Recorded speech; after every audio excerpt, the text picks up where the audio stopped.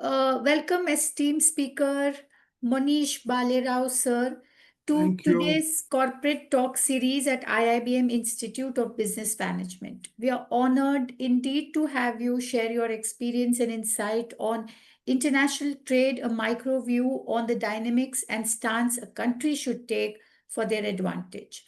Sir, your presence and knowledge will undoubtedly enrich our understanding on global trade dynamics and inspire our scholars to think strategically about international business opportunities.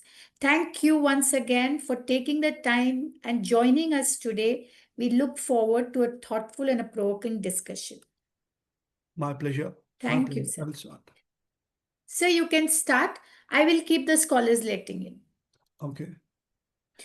Sir, you have shared your alter tab screen. Share कीजिए stop share कीजिए इसे stop share So you stop sharing for a minute. Just click on the share PPT and then you can go ahead. कीजिए click on Scholars, by another half an hour, please put your videos on. I cannot stop the speaker. I'll take the attendance exactly after half an hour.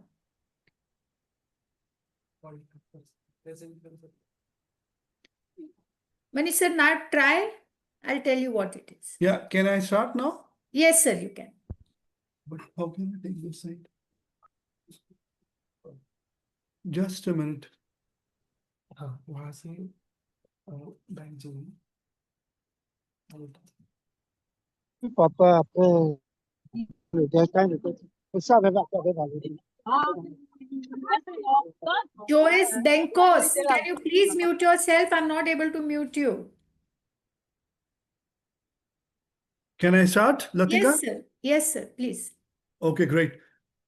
Greetings to everyone and a very warm welcome to all of you joining us from different parts of the world. It's a privilege to welcome each one of you for this session today. I sincerely appreciate your presence, especially considering the various time zones you are joining from. I look forward to a productive and enriching session together. Before I start, I would like to thank Dr. Latika for giving me this opportunity to put forth my views on the subject on which I am giving my presentation today. I think before we start, I just would like to share something with you all. While I was trying to mock lecture in the morning, my daughter said that I sound too constrained and held back. So please don't mind if I sound too robotic or over the edge, as all these years I have worked in corporate and sitting in the conference hall has always got the authoritative side of me. Well, that's not how thing goes about in corporate life. So please don't think I am not approachable. So I think I would like to start from here. Okay, so today the topic is international trade, a micro view on the dynamics and stance a country should take for their advantage.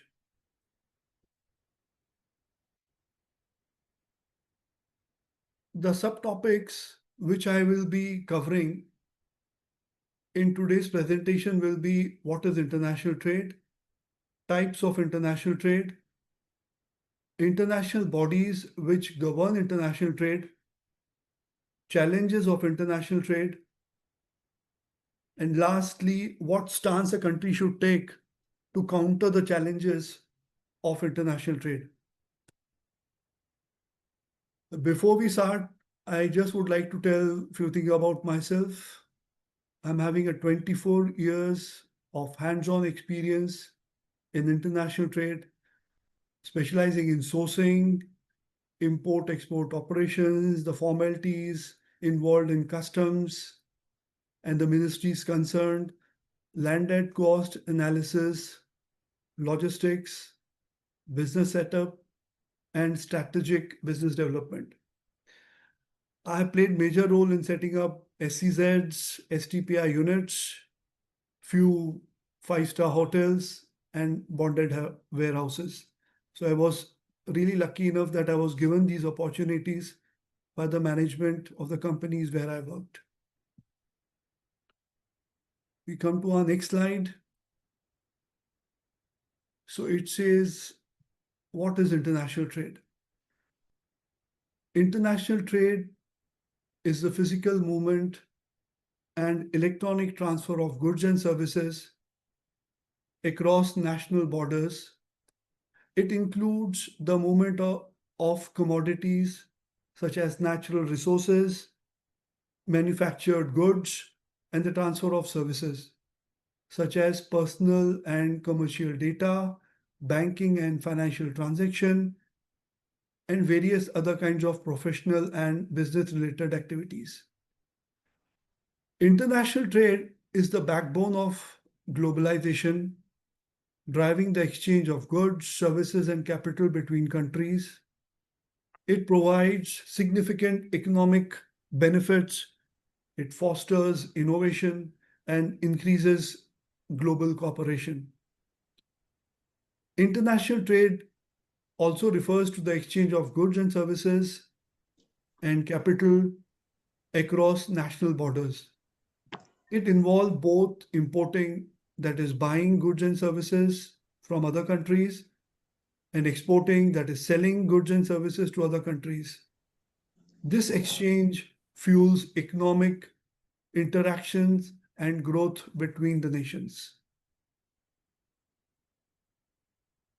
So, on broader term, we can say international trade is exchange of goods and services between nations and nationalities, which leads to exchange of culture, ideas, thoughts, and living style.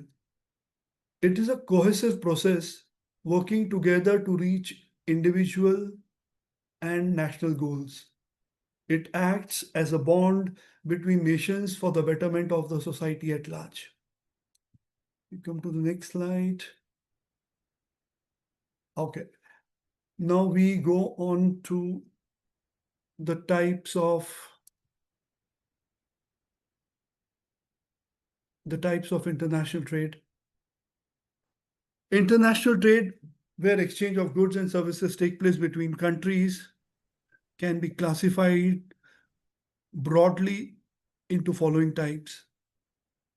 The first is import trade. This involves a country buying goods or services from another country. For example, Russia buys tea from Sri Lanka. In this case, the importer pays the custom duty and other charges involved and clear the goods for further selling or consumption. Export trade. This refers to a country selling its goods and services to another country. For example, Russia sells its crude oil to India, or India selling its software to US and UK. The third type is entrepot trade. This type of trade is also known as re-export trade. Here what happens, a country imports a good and sell the goods with minimal or considerable processing, thereby doing value addition and then exporting to other countries. To give you an example of this, few years back in India, marble were imported only by few people who were having licenses for that.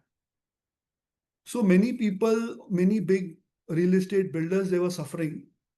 So what they do, they imported marble slabs in raw form in Sri Lanka. There, they tied up with the local people over there. They did further value addition by cutting, polishing, giving further shapes, thereby giving it a value addition, and then they export it to India. So, in this case, basically what we did was, it was not for the consumption of that country, but it was for the consumption of the other country. In this case, it is India. So, this kind of arrangement where there is value addition, you you call this a re-export trade. Then the fourth type is barter trade. A barter trade basically happens between G to G, that is between government to government. A barter trade agreement is an exchange of goods or services between countries without the use of money. Bartering is not a new concept. You must be knowing it was used extensively before the advent of money and is still employed by countries facing economic challenges or sanctions or financial transactions. For example, Sri Lanka trading tea with Iran oil and Thailand bartering rice for oil with Iran. So in this case, there is no exchange of money take place. They have an understanding that if you supply me this ton of a particular commodity, in turn we will be giving you that much ton or barrels of oil or whatever. So that's how a barter takes place. And the fifth one, which is very important in current scenario, is FDI, that is foreign direct investment. This is also a type of international trade. It's more specifically a type of international capital movement. While international trade deals in exchange of goods and services across borders, FDI involves the movement of capital and investment from one country to another to establish and acquire business opportunities. Like, FDI can involve various forms such as greenfield investment, building new facilities, mergers and acquisitions, or joint ventures. And this will lead to increased trade flows between countries. Nowadays, FDI has become a major source of business and economic activities for any country. More the FDI, more progressive the country is supposed to be.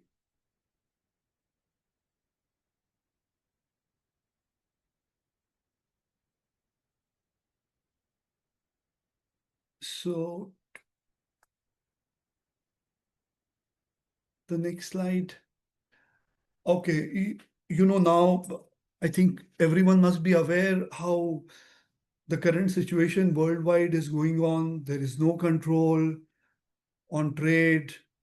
So, in few years back, it was felt, that there should be a centralized government, a world body which should be able to control the business between nations.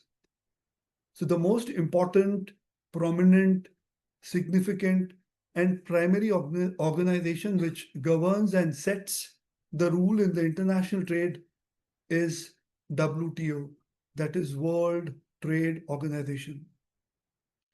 WTO is located in Geneva, Switzerland. It was established on 1st January 1995. It got 166 members representing 98% of world trade. It is currently headed by Miss Ngozi Okonjo Iweala. She's from Nigeria. She's the first woman and African to serve as the Director General of WTO. So now we'll come to the functions. Basically, World Trade Organization is the mother body as far as the international trade is concerned. The most prominent, significant, and primary organization which governs and sets the rules in international trade is WTO, that is World Trade Organization. The WTO is the only international organization dealing with the rules of trade between countries. At its heart are the WTO agreements negotiated and signed by bulk of the countries and ratified in their parliaments. So, it becomes binding on the countries that they have to follow these agreements.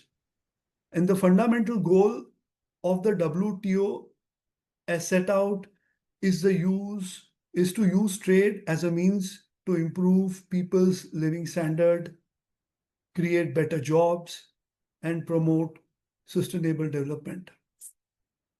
So what WTO does is the WTO operates the global system of trade rules and helps developing nations to improve their capacity to trade. It also provides a forum for its members to negotiate trade agreements and to resolve the trade problems they face with each other. The overall objective being to help its member use trade as a means to raise living standard, create jobs, and improve people's lives. Coming now to the functions of WTO, basically administering WTO trade agreements between the nations who are the members.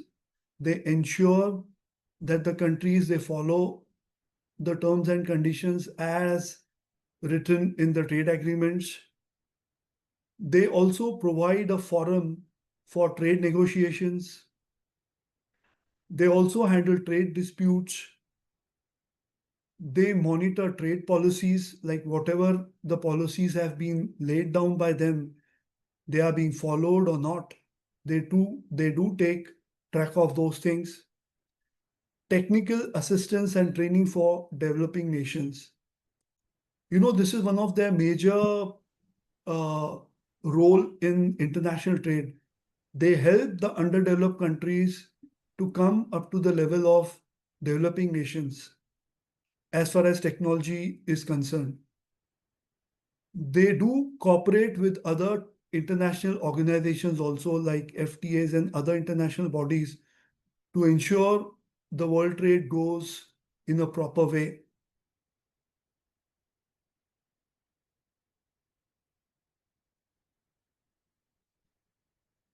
So the next slide.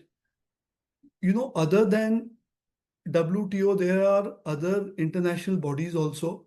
I'll be just telling you the names of them, which also contribute time and again when the need arises. They are United Nations Conference of Trade and Development, that is UNCTAD, United Nations Commission on International Trade Law. Then you have International Trade Center, that is ITC, Organization for Economic Cooperation and Development.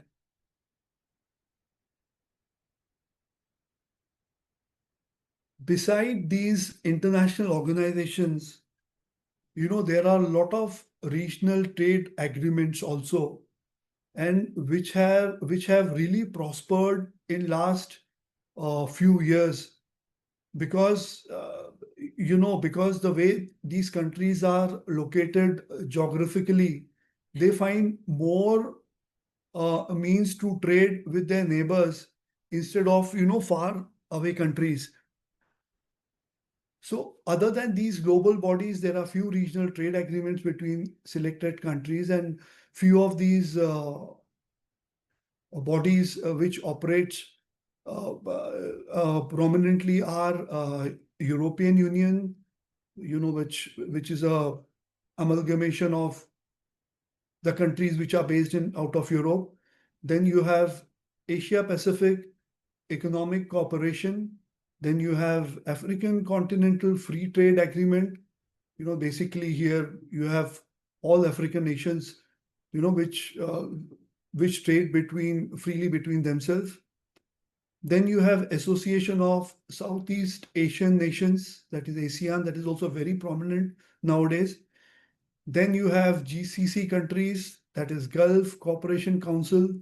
This cooperation play a major role as far as crude oil is concerned. Then you have Asia Pacific Trade Agreement. Then you have SAARC nations, that is South Asian Association for Regional Cooperation.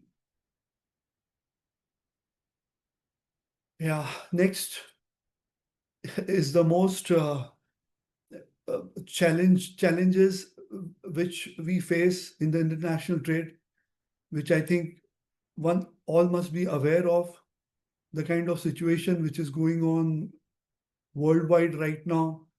Lot of trade routes are obstructed. There is a new term which has been coined, and that is terrorism. You must be knowing the country which is trying to levy huge tariffs on other countries so that they import their products at a very less import duties.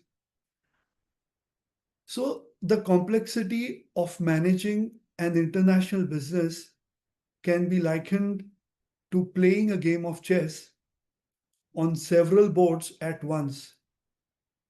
Each country represent a different game board, and each move you make has consequences not just on that board but potentially affects the others too. The successful international manager must therefore be a master of strategy and an excellent multitasker, constantly aware of changes in multiple fronts.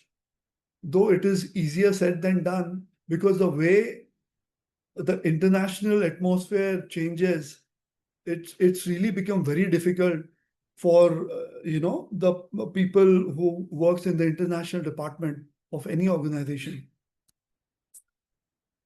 Next slide. Also, as we explore the strategies for entering foreign market, it becomes apparent that the differences in legal environments, cultural norms, and business practices require a high level of adaptability and foresight. For instance, what works in one country might be completely ineffective or even illegal in other. Making the need for localized knowledge and expertise is paramount. For example, like just to give a raw example, like to trade in marijuana is not at all allowed in India, but it is freely available in Netherlands. You can do it off the roof. You can have it. So one has to be aware of these formalities as far as countries are concerned.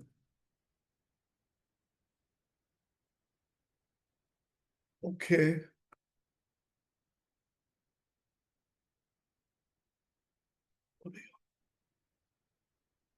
Just a minute. How to do here? Yeah. Just a minute.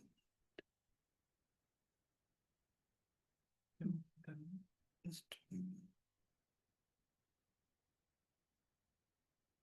Just excuse me.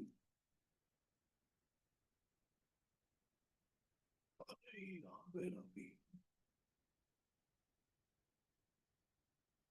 Latika, I'm just getting into it. Mohiiniish sir, it's okay. Yeah. Okay. The challenges which we are facing are basically tariff and tax issues. Tariff and taxes are unavoidable issues in international trade. Different countries and regions have varying tariffs and tax rates, which businesses must understand and comply with. For example, certain goods exported from India to the UK may face high tariffs, directly impacting the profit margins. Additionally, tax compliance is a significant challenge, especially in cross-border transactions involving multiple countries. Companies must ensure compliance of at all stages to avoid legal risk. If one doesn't take care of this, they are banned or red listed also. So what can be the solutions? So one has to do the cost analysis and tax planning.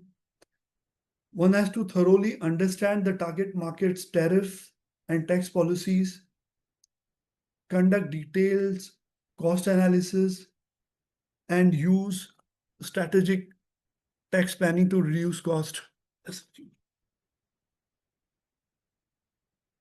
Then definitely you require a professional consultation.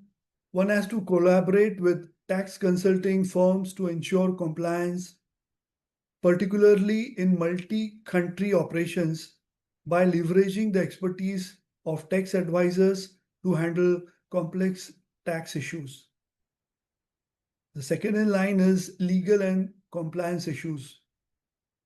Each country has unique laws and regulations that business must adhere to. This include import and export licenses, environmental regulations, labor laws, etc. For instance, product entering the EU market must meet the CE certification standard. Otherwise, they cannot be sold. So how to go about it?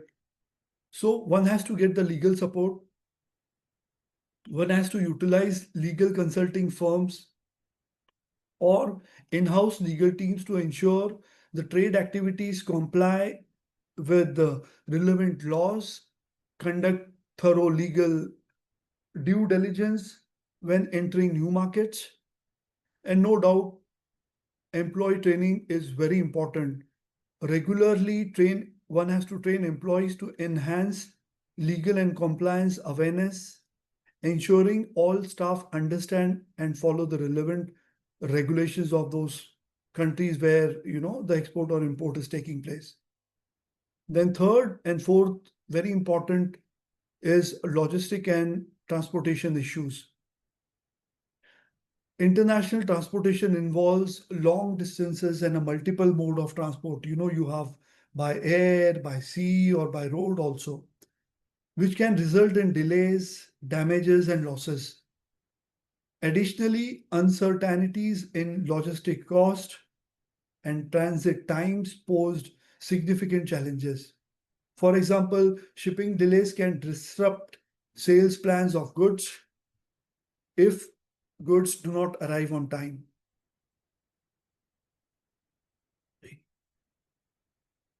So how to go about this?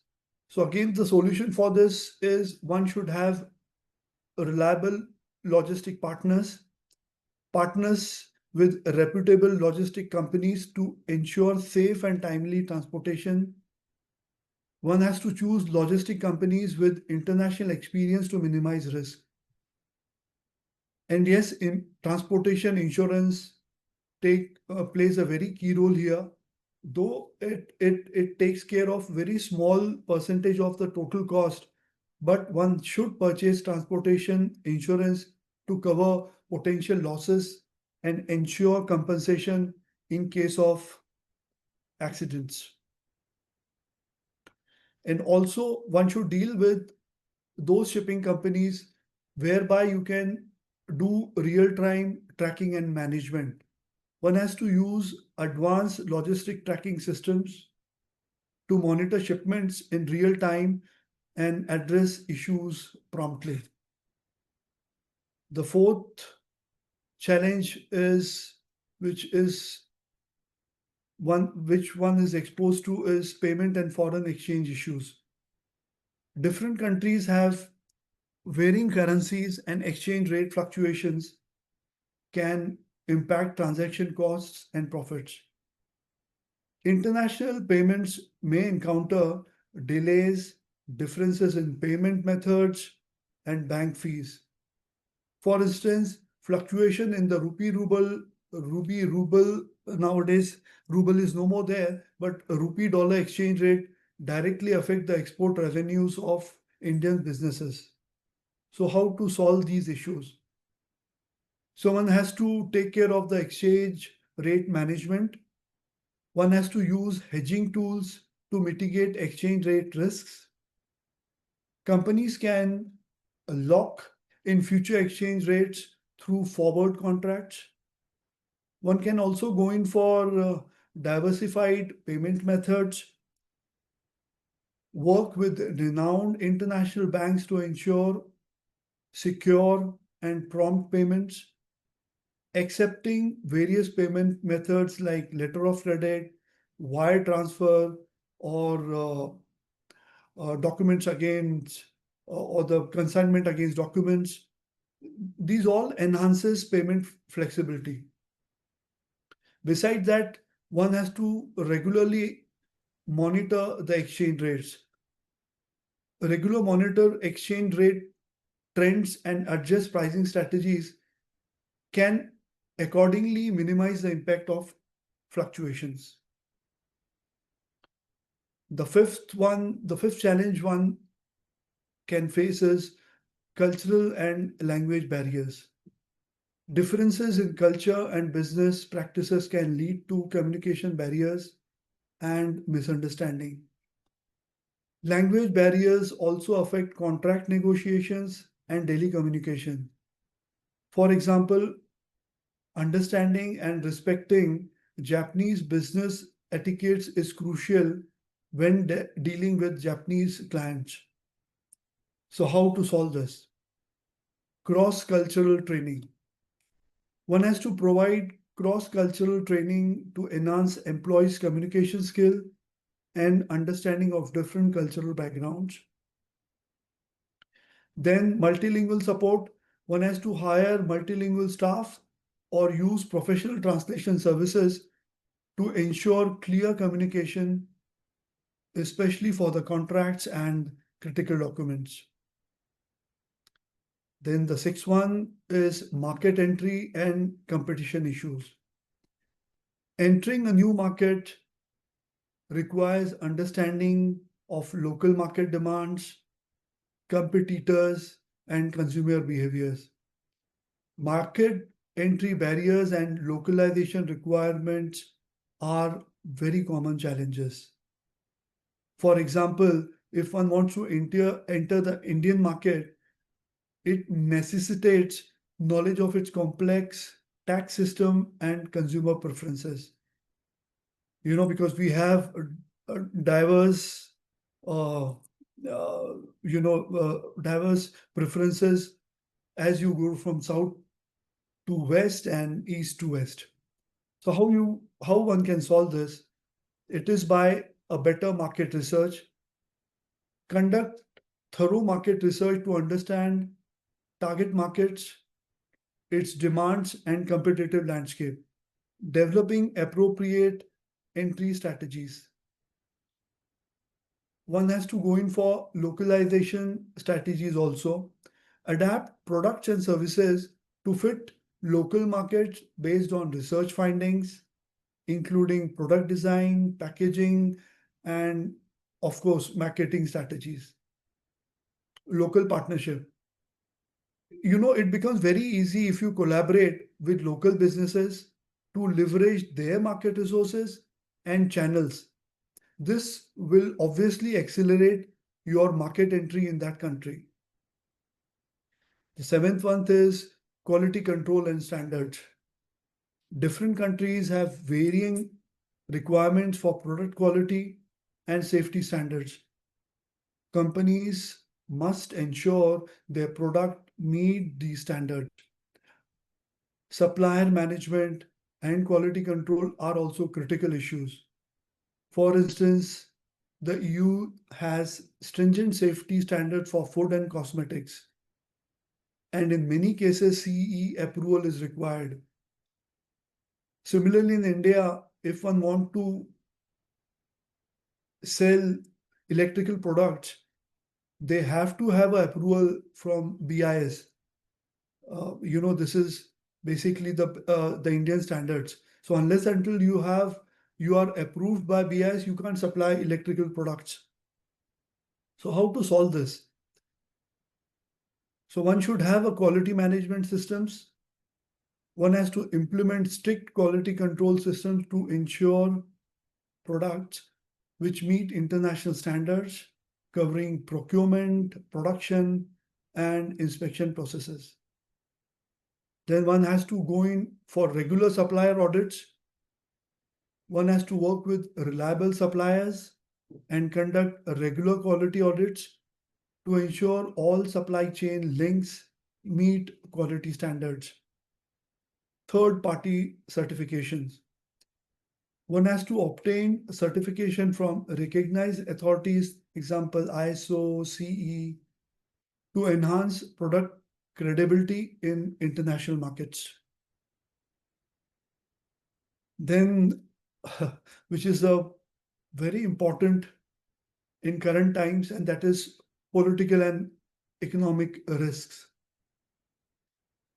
International political and economic uncertainties such as wars, sanctions, and economic crisis impact trade activities a lot. For example, the US China trade war significantly affected trade activities between those two countries. So, how to solve this? So, one has to do the risk monitoring, stay informed about international political and economic developments, and prepare. One has to prepare contingency plans, including establishing an international political and economic risk warning system. Though it is easier said than done, it's almost impossible. But one has to be aware of, so at least one can shift his stance maybe in a day or so, or maybe within 2 3 days, or as soon as possible. The other is market diversification. One has to diversify market presence to reduce reliance on a single market. By doing so, one mitigates the impact of political and economic risks. Political risk insurance. One has to purchase political risk insurance for significant transactions and investments to cover losses due to political uncertainties. Okay, here.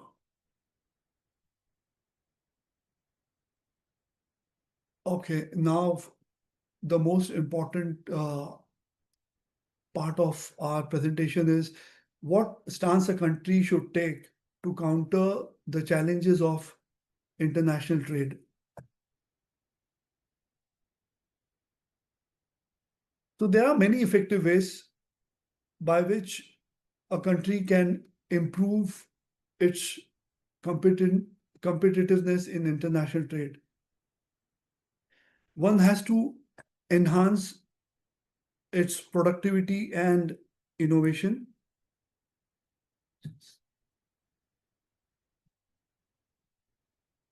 So here,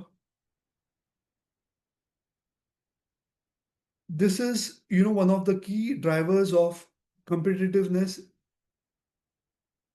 which allows the productivity, which is the amount of output per unit of input. Productivity can be improved by investing in human capital, technology, infrastructure, and research and development. These factors can help a country produce more efficiently. It can reduce costs and increase the quality of the products. Innovation is also essential for competitiveness, as it allows a country to create new or improved products and services that can meet the changing needs and preferences of global customers. And by innovation, you can outshine from other and from your competitors also. Innovation can be fostered by encouraging entrepreneurship, creativity, and collaboration, as well as protecting intellectual property rights. Yes, one has to be very careful about it. Second is one has to diversify export markets and products. Another way to improve competitiveness is to diversify the export markets and products that a country sells to the world. This can really help a country reduce its dependence on a few markets or products that may be vulnerable to the shocks such as demand fluctuation, price changes, or trade barriers.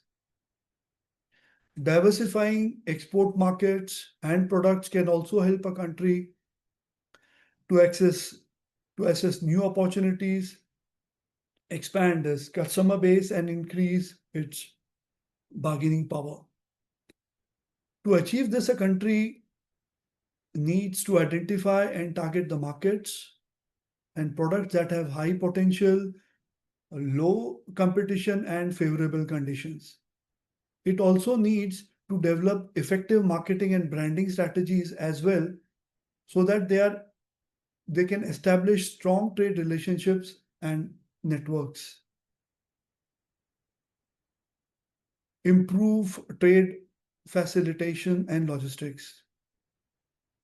A third way to improve competitiveness is to improve the trade facilitation and logistics that enable the movement of goods and services across borders. Uh,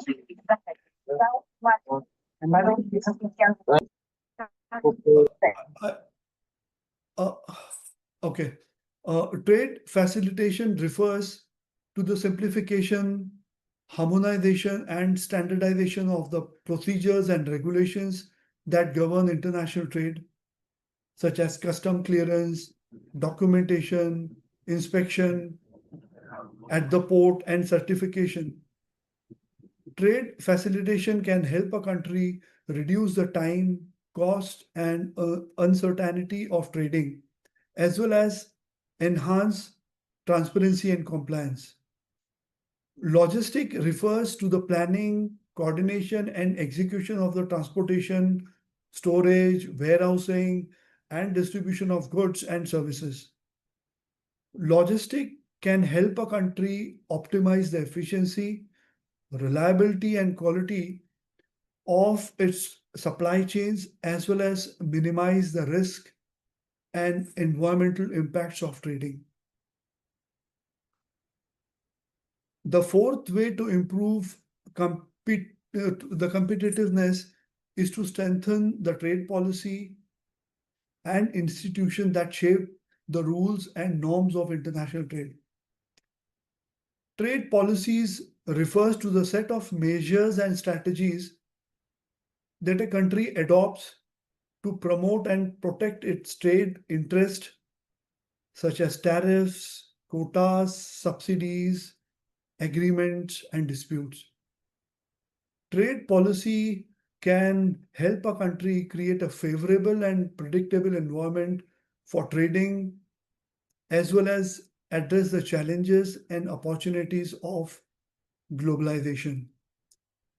Trade institutions refers to the organization and mechanism that facilitate and regulate international trade, such as World Trade Organization, the regional trade blocs, and bilateral trade agreements.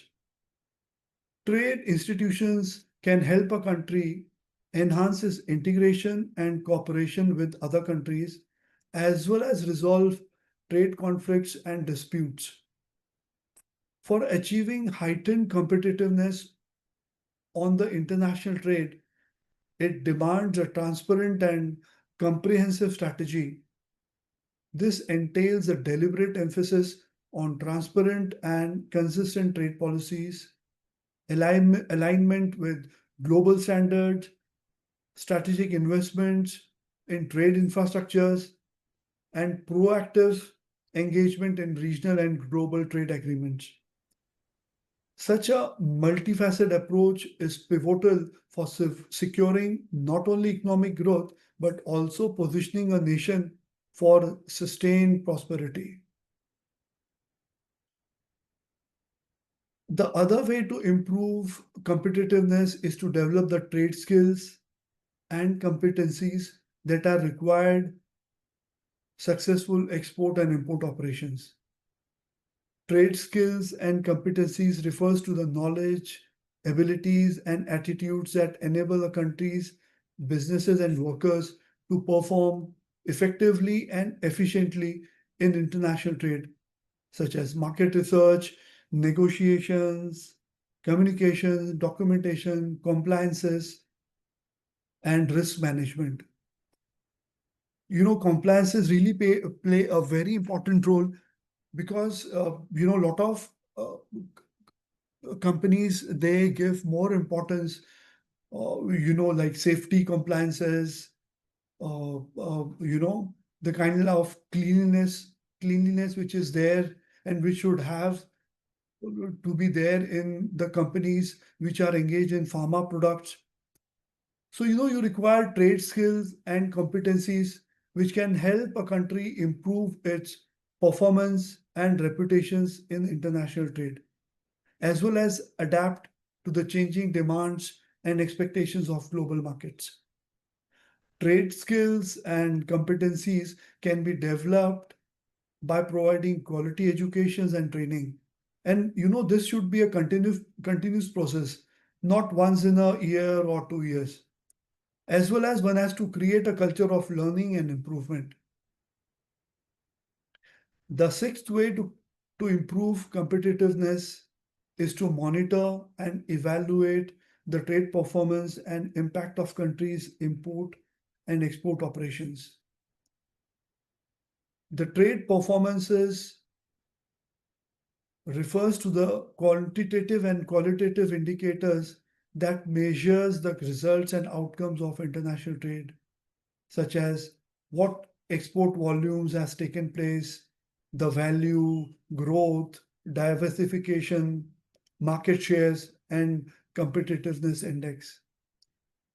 Trade impact refers to the positive and negative effects of international trades on countries' economic, social, their positioning, international positioning, and environmental dimensions such as income, employment, poverty, inequality, health, education, and sustainability.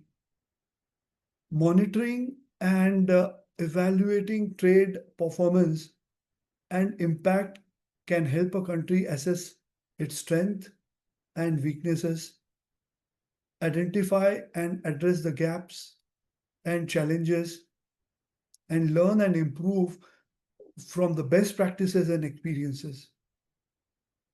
Also, nowadays, what is happening is a lot of countries, they are creating certain zones and policies within the countries by which they can enhance their exports. To promote exports and earn precious foreign currency for the country, many governments are creating zones in specific areas, like those areas which are near the ports, where the major push is towards export promotion.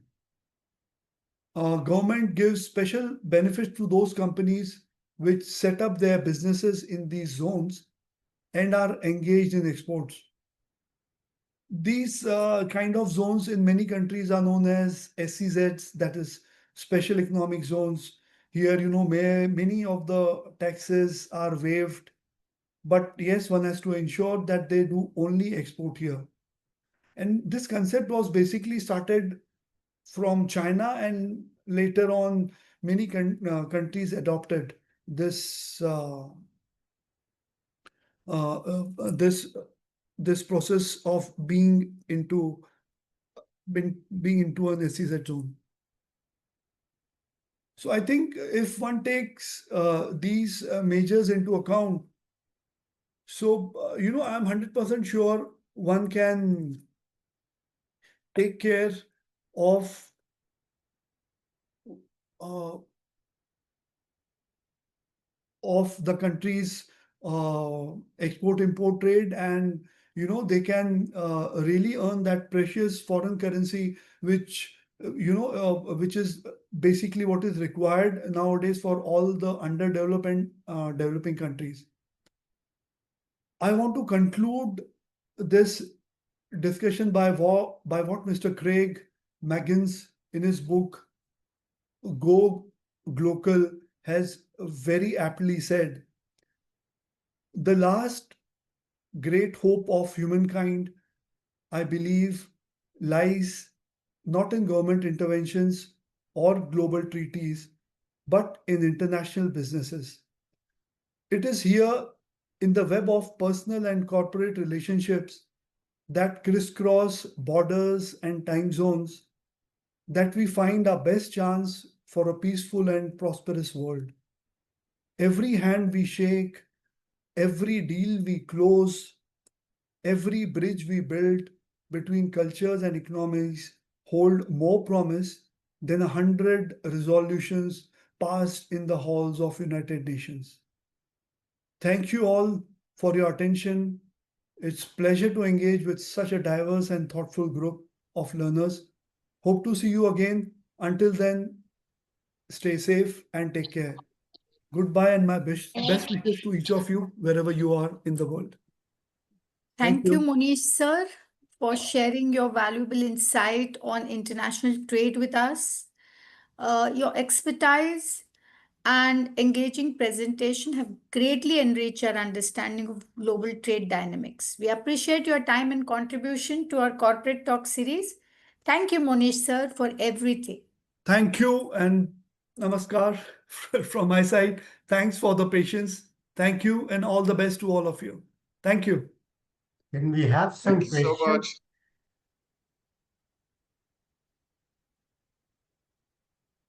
much. Sunil sir, what is it?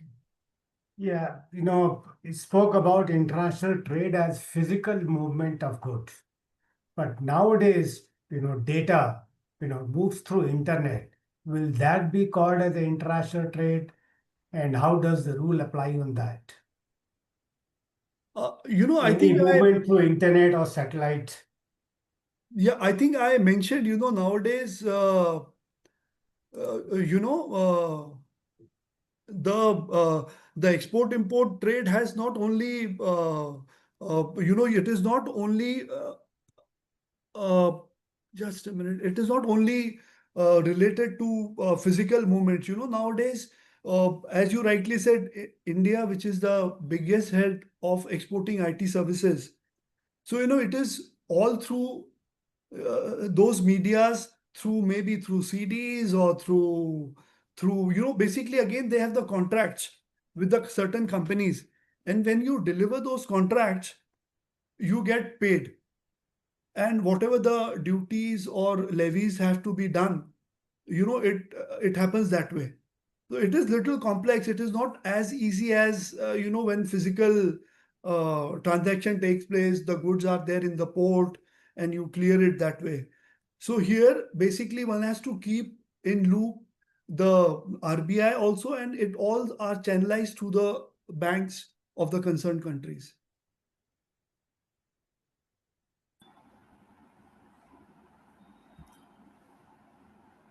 Keeping track of data sent through internet may be very difficult for customs authority to impose any customs duty on that. Correct. It is a complex issue, Mr. Sunil. I don't deny that, but nowadays you have the STPI units and the NESCOM.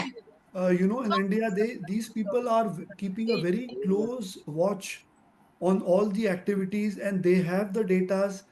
The companies, the big threes, they have to share whatever the orders or whatever the agreements they are doing with the countries or the companies. So I think no doubt it is not, as I said, not as easy as in the case of physical goods, but yes, it has been taken care of. Through bodies like NESCOM, STPI, they keep a close watch on this, and these data are shared between them and the companies. Thank you. Thank you. Monish Thank you, sir, Sunil. we have three participants who would like to ask you, but we just have 5 minutes to cover up. So as much you can help them out, we'll be glad, but we'll have to wind up in another 5 minutes. I'll try my best. Thank you, sir. Prashant sir, can you please ask your Yeah, question? yeah. Sir, what India likely to do because trade war US is doing with all over the world, and we are in the deficit in trade actually. With US, we are in positive deficit, and with China, we are in negative deficit. So, what our goal to achieve? To achieve the positive. Positive deficit. See, it's again very difficult, where I have discussed, on those points. I think one has to really go in for the innovation, unless and until the country innovate, and sell their products, it's very difficult for us to become a export surplus. It is, one has to innovate, that's how one can do it. So I think there has to be a lot of thinking going on between the private and public sector. Like I said, we have created a lot of zones like SEZs, and there were policies also. If you remember, down the line 5-10 years, by the name IPRS, that was International Price Reimbursement Scheme. In that, during those time, Indian steel was costing more than the international prices. So government used to give benefits of the difference between the prices. But again, it was misused, and then virtually it has to be stopped. So, it is a cohesive effect where private and public sector both have to come together and work. And in this case, I think the service industry has really shown us the way. And if we are able to do this, make in India, what the current dispensation is trying all of us to do, I'm sure, I think we can be export surplus maybe coming 10 to 15 years. Thank you. Thank you. Thank you, But Monish China sir. is almost 5 times Prashant ahead. sir, I have one more question. Yeah. This debate can just go on for hours Okay. together. I'm sure Prashant sir or Monish sir cannot do much about it. It's the government who has to look into it. Okay. I do No, have Almas sir. Sir, we have around 2 minutes. Please, if you can cover it up. Thank you, Prashant sir. Thank you. thank you, Okay. Prashant. Thank you so much. It's a great session. I just wanted to add to the challenges that security could be another dimension. In the recent conflict between the US and Iran, Iran threatened to close the Strait of Hormuz, and if that had not been resolved, it would impact global trade significantly. And we also saw the conflict between Russia and Ukraine, which also affected grain supply. The other challenge I wanted to highlight, especially for third world countries, is the excesses of capitalism, where multilateral companies focus more on profit and they destroy the environment, and which is not sustainable. It is killing the livelihoods of local communities and also killing smaller businesses. They cannot True, grow. true. So yeah. And the last comment I wanted to highlight is related to the stance countries can take. And you talked about enhanced productivity and innovation. Look at enhancing trade policies, but in the southern countries where the trade policies are dictated by powerful countries, and they are deliberately denied the opportunity to to industrialize. So these are some of the challenges that we also face, even though I agree to all the points you have highlighted, but this is something we need to reflect on as well. Over. Yeah, very nicely said, by Elimao. Yeah, you said it right. That's why you have these trade bodies like WTO, and other FTAs are there. One has to work in tandem, and one has to ensure that these developed countries, they don't boss around, and these underdeveloped countries or developed countries, they are also able to rise, by which they can raise up their standards to the current the current strata of life which is there in the developed countries. I do agree. Thank you, Really Monish rightly sir. pointed out. Thank you, Monish sir, for this lovely session. We love to have you once more sometime. Sure. Thank you for, I'm chasing you for past 8 months and finally you made time for me. Thank you so much, Monish sir. Thank you so much. Thanks, Thank you, thanks, Scott. thanks for giving me the opportunity, and thanks. Take care. Love you all. Thank you, Bye-bye. sir. Bye. Bye-bye. Thank you. Bye. Bye bye. Thank Bye. you. Thank Thank you. you. Bye bye. Bye-bye. Thank you. Bye. Thank you. Thank you. Bye-bye. Thank you. Bye. Bye. Sir. No.